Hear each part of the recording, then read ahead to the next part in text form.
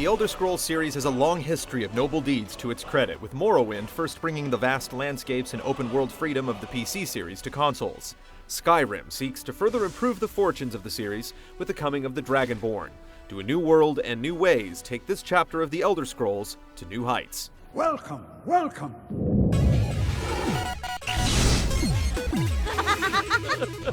What village are you from, horse thief? Why do you care? A Nord's last thoughts should be of home. Like other Elder Scrolls games, you're introduced to Skyrim as a nameless prisoner. After aesthetically defining your character and making your inevitable escape, you soon find yourself initiated into this new world and begin ascending to your destiny as Dragonborn. This boils down to solving great problems and slaying many foes in a quest to save the world from the tyranny of dragons. You'll experience some well-written and serious story moments along the way, with optional content of less consistent quality. Don't like it? Too bad. The setting mixes a strong Nordic flavor with conventional fantasy fare of elves and orcs. The central theme of learning the powerful language of dragons everyone assumed were myths enhances the game's sense of mystery and discovery, and Skyrim's interesting and unfamiliar overall culture incorporates everything from Viking-esque warriors to lizard people and 3 distinct types of elves without turning into a complete mishmash of genre tropes. It's a rich setting for adventure overall.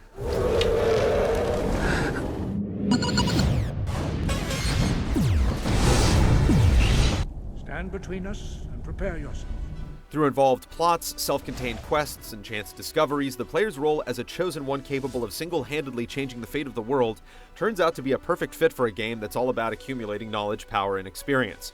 The physical expanse of Skyrim is huge, and it's impossible to move in any one direction for too long without finding something to interact with in some way. Very often, something will find you. The dragons that patrol the skies and swoop down to attack towns and wildlife are a well-considered random element that provides memorable battles, serves as a constant reminder of your main quest, and offers substantial rewards in the form of dragon souls you can use to unlock words of power hidden in the world, which are in turn another strong incentive to explore and seek out quests. The world is full of potential. There's sights to see, guilds to join, and it feels as though there's an almost inexhaustible supply of heroic deeds that need doing. Simply talking to people at random is sufficient to keep your quest log filled with options. The ability to quickly travel the destinations you visited by clicking on your map trivializes the journey to a degree, but it gives you the extremely useful power to get from one place to another in order to effectively complete quests and claim your due reward. Kill him and claim the skull for your own. Each city has its own character and manages to feel fairly large and busy without being too difficult to navigate. Various dungeons, towers, and fortresses also show plenty of variety and are constructed with paths that rarely feel straightforward or predictable, with the exception of reoccurring symbol-matching puzzles and a guaranteed exit that conveniently leads back to the outside world when you've cleared an area out.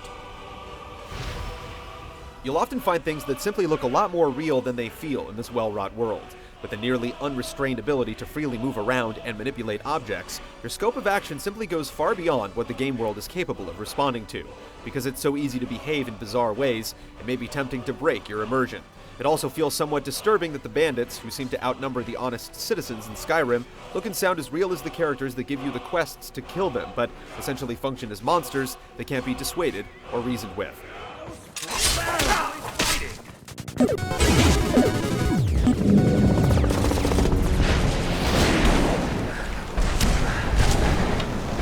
While you can make it tougher or easier through your choices or by visiting the options menu, there's no escaping combat in Skyrim. You'll need to aim your chosen implement of doom at whatever you're trying to slay, but success in combat often depends more on statistics than finesse. Enemies pursue you relentlessly, and your character's limited mobility makes it tough to avoid damage, so when conflict arises, you need to get them before they get you. It's the drive to improve your character that really carries you through the game. You start as something close to a blank slate, and there are no real limitations placed on you as to what skills you can develop. You learn by doing in Skyrim, meaning you pick pockets to get better at picking pockets, and hack monsters to get better at hacking monsters. Each level you gain lets you improve your basic attributes, and you're awarded a skill point to place into constellations representing your various disciplines.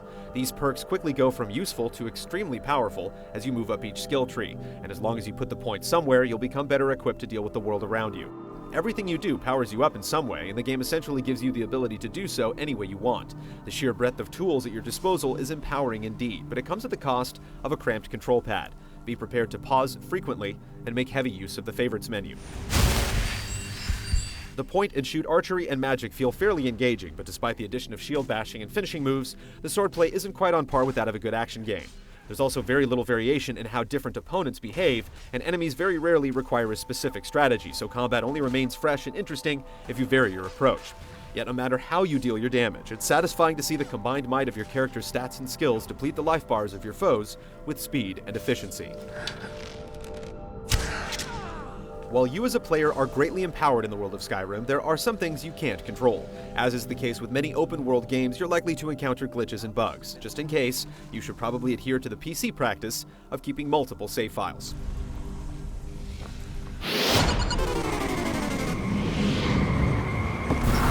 In your great honor we drink and we sing. Objects in this extremely detailed world sometimes don't look as great close up as they do at a distance, but the landscape in which you adventure feels suitably wondrous and vast. Some of the game's finest moments are when the geography and weather come together to create dramatic and very realistic landscapes, and the powerful soundtrack would have a tough time sounding more epic than it already does.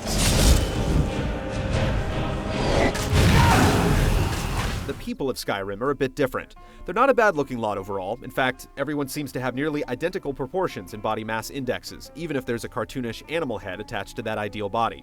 Everyone also has a voice, but accents and inflections can feel inconsistent, and certain voices pop up over and over as you walk around. Mind You- you don't put out that You a candle on dark the elf hearth lover? upstairs. Get out of our city, you filthy piece of trash! The game's ambition also necessitates a few visual shortcuts. People disappear and reappear when going in or out of doors, for example, and objects move and doors open seemingly without being touched. Loading screens display attractive models to examine but serve as poor transitions for travel breaks or story sequences. But while the game's visual fidelity calls attention to these issues, they're unlikely to keep you from enjoying your freedom within the world.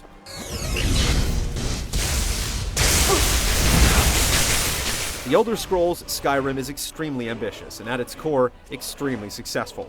While it overreaches in certain areas, it has much to offer in terms of freedom and volume of content. When you look back at the experience, it's not the rough spots that'll stand out, but the broad, heroic feeling of being the powerful and change-affecting center of a richly constructed world.